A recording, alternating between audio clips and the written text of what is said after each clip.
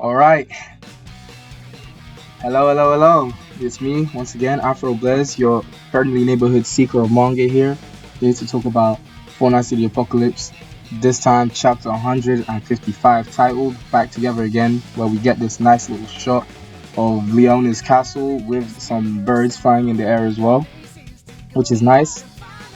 And then the first proper panel, we see Meliodas, Elizabeth, Donnie, and Anne walking through the castle with Meliodas starting off with his good old saying that he called him over for just like one reason to meet someone. And Anne and Donnie are obviously perplexed as to who it could be. Meliodas opens the door, and obviously first we get Nascience, who was glad that both Donnie and Anne are, still doing well. With Donnie mentioning how long it's been since they last talked and asked if it was just a visit. And Nascience mentions that it's not only them that's there. And then lo and behold, both Anne and Donnie are flabbergasted seeing Percival back. And seeing him without his helmet is so weird still, but like honestly, even without the helmet, the fizz still goes crazy.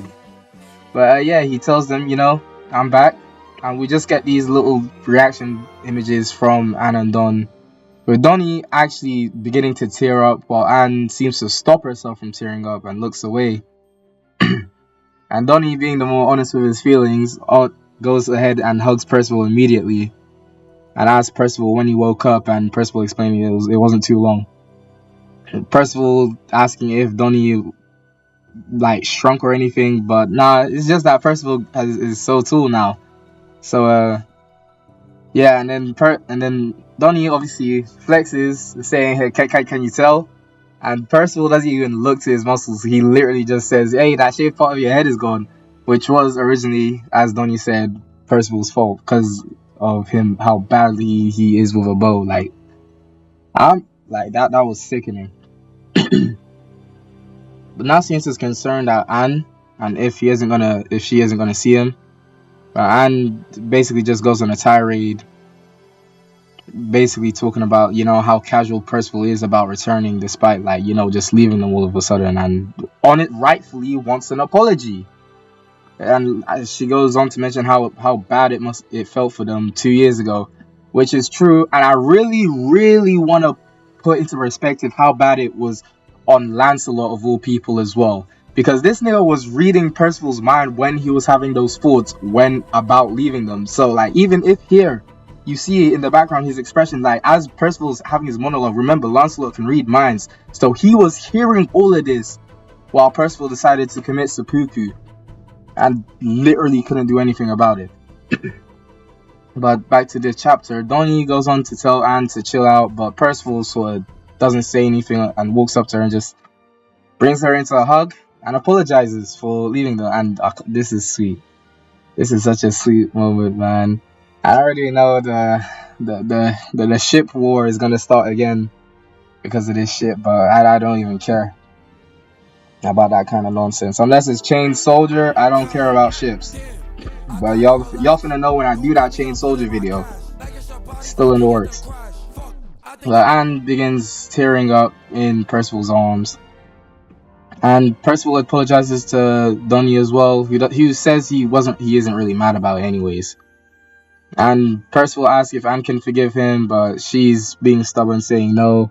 But obviously that look on her face says something completely different, with Donnie saying how much of a pain in the ass she's being, but Nascience saying, don't say that shit out loud. But Percival decides to move on, change topics, as you would. With Anne asking if he really is sorry at all. But Percival ignores that, moves on to Nascience to ask them to show Anne and Don the fact that they, can fly, and they have the most accurate reaction one person could have. Because if I learned if my friend could fly, public transport what? Public transport who? I'm calling that nigga up whenever I have to get somewhere. Whenever I have to go slave for corporate, I'm calling this nigga up. You know how much money you can save on public transport? And if you drive already, I'm not like y'all yet. Give me a second. 2025 I'll be driving, hopefully. But I'm not. But if you drive, you can so much gas money, even insurance, bro. But like, if people could fly, do you reckon like they'd have to be like a flight insurance or something? But yeah, Percival is down there clapping it up with while clapping an applause for Nasians, while Donnie and Anna literally just schmeckled off, flabbergasted, bamboozled. Even I fear at this new revelation, with Elizabeth and Meliodas having their own quite composed reactions. And can I just mention, low key, throughout the few panels we have been seeing Meliodas and Elizabeth in here, they've been awfully composed, despite, their son possibly being captured and shit, and maybe even brainwashed with context clues on what the Cauldron of Anfuin is. But yeah, like Peter said, it might just will be an act, and they are literally just panicking on the inside right now. But yeah, Nasians comes back on the floor and Percival explains that, Nasians is the child of King and Diane. And Meliodas and Elizabeth bring up the fact that, like, yeah, so that they had no idea that Nasians was the one swapped out for the changeling 18 years ago, which means obviously even across the times, the Seven-Day Sins still kept in good contact with each other, which I think is sweet.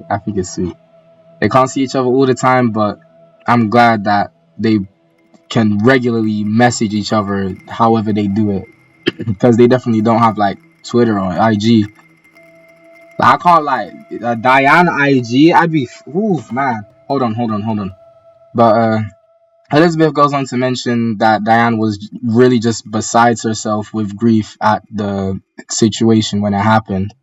Nasian's kind of surprised at that fact, but like, how could you not tell? It's Diane. Her, King, and Elizabeth are all cut from the same soft ass cloth, man. They'll cry over damn near anything heartfelt, and I bloody love it.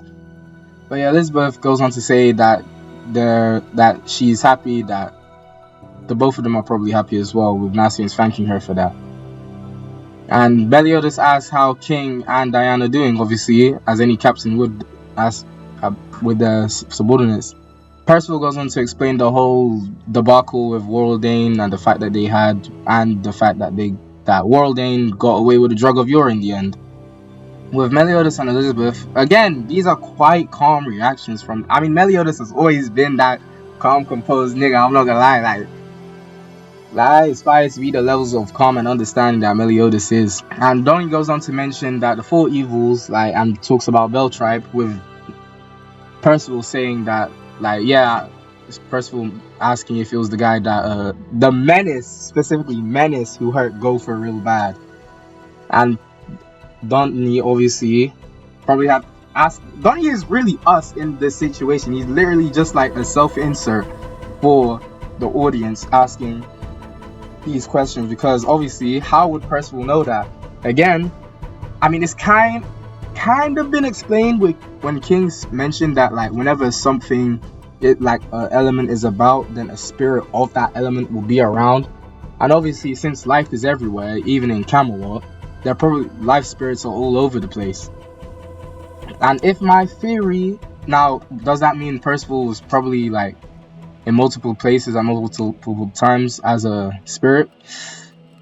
Maybe. But if my theory on him being like the leader of the spirits is true, then maybe it can be a case of, since like he's the king of them and they're his subordinates, like he can just like get information from other life spirits in the area, or even in areas of different realms. Maybe that's how he was able to get to be able to save Nasian so quickly. Maybe he was. I'm not even sure what I'm trying to say with that. I'm gonna just confuse myself if I keep on going. But basically, as long as he's not in a physical body, I think he probably has some form of omnipresence everywhere. And like I said, if he's the leader of the life spirits, if he is the great one that I can't say this guy's name was talking about, then it would make sense. Meliodas and Elizabeth go on to try to recollect where they've heard Worldane's name from, and with Elizabeth saying that Merlin mentioned her long time ago. And my thing is, how long Pause. ago are we talking about when we say long ago? Are we talking about before Arthur had his downfall, like 18 years ago, like when they were rebuilding Camelot? Are we talking about long ago, like 3,000 years, 3,000 plus years ago, before or during the Holy War? Like, how long is long ago? Because if it's before 3,000 years, then that could possibly mean that Worldane is one of Merlin's people from Belialuin, who has survived all this time doing.